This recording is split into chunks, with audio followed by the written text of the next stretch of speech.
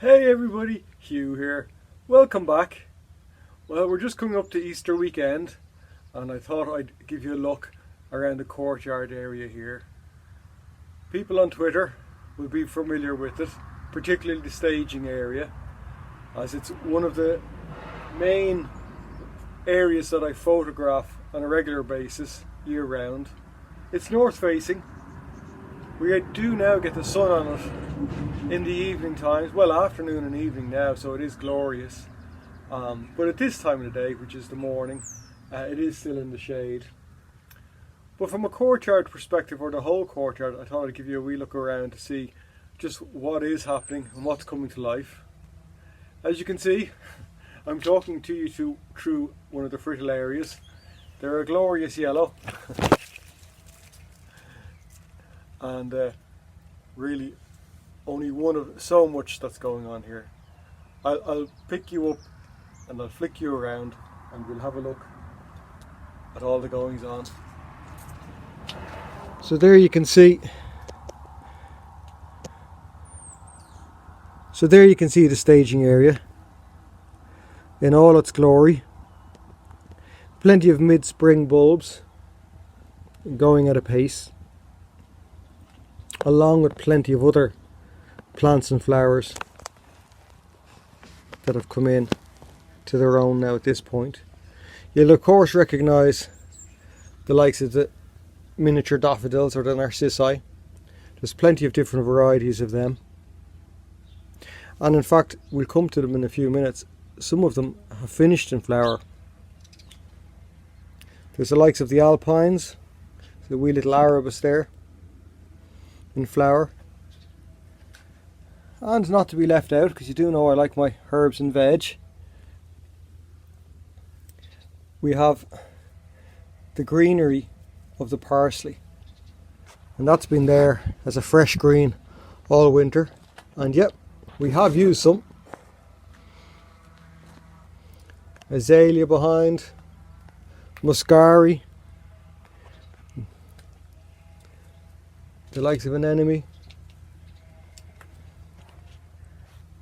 I know I've showed this in previous years, but I plant it up every year with bellis. This is the copper bowl that my dad made.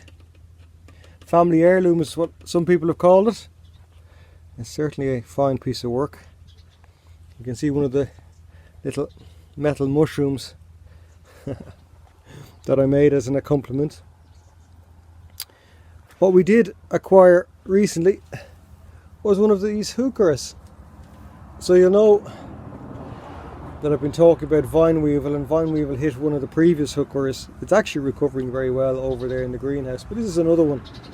I was just looking really well. So a lovely foliage plant. It does have a flower bud on it, but really you grow Heuchera for its foliage there. And behind it you can't but notice the Senecio. I'm always interested to see how this one will do. Hang on a second, let's see if I can touch the screen there. Yeah, because it does love sunshine, and it's sort of in shade here for half the day at least until we get to midsummer. Of course, bees love the plants, as do the ladybirds. They're more of my makes from recycled metal, and plenty more narcissi coming on. Now these are ones that we potted, when was it? End of December or early January. We did it late, so you can see while some of them have been in flower and are on their way over. That's one called Rip Van Winkle. Looks like a little dahlia flower, doesn't it? So while some of them have finished in flower, and you can see one there, the later planted ones are just actually coming on. So you can actually stagger your bulbs, not only by variety, but also by when you're planting the fresh bulbs. These ones that have flowered at probably what is the normal time are ones from previous years. And we'll talk about aftercare of bulbs when they go over, whether they're in pots or whether they're in the ground. You can see the earliest of the tulips in flower, and boy oh boy, what a reward. They've been like that now for maybe about 10 days, and on in flower they're going. And we have more buds coming out. So they're continuing to provide colour. Here's a nice grass. It's had a lot of comment over in social media about hairs and hairstyles. People asking who's that behind the tulips. Some of the daffs that have gone over in flower. And some of the early perennials. Coming in. That's a lovely Brunera that we saw it last year after seeing it in one of the gardens. So delighted to get it. And lovely little blue flowers. This is our Mediterranean section. To give that effect of the Mediterranean, or a wee touch of it anyway. You know, the terracotta and the thymes. You know, slightly woody effect. I do have some lavenders that we got earlier in the year to pot on, but there's more. You know, slightly older woody look is always good. And of course hydrangeas or hortensias. Yeah, here's the gate. Some ivies hanging on the back of the gate. And then over to this corner here, which is the shady corner of the shade part. And you can see we have a nice water feature there. That works when we've got a bit of sunshine. And our grass bench, our grasses. Here is our little poly house. As you can see, it's a little 6x2. That's where the fritillaria was when we opened this particular show. And I tucked the Acer in there, just as we were getting the hard weather last week. In fact, we tucked quite a lot of things either into the house or under cover as best we could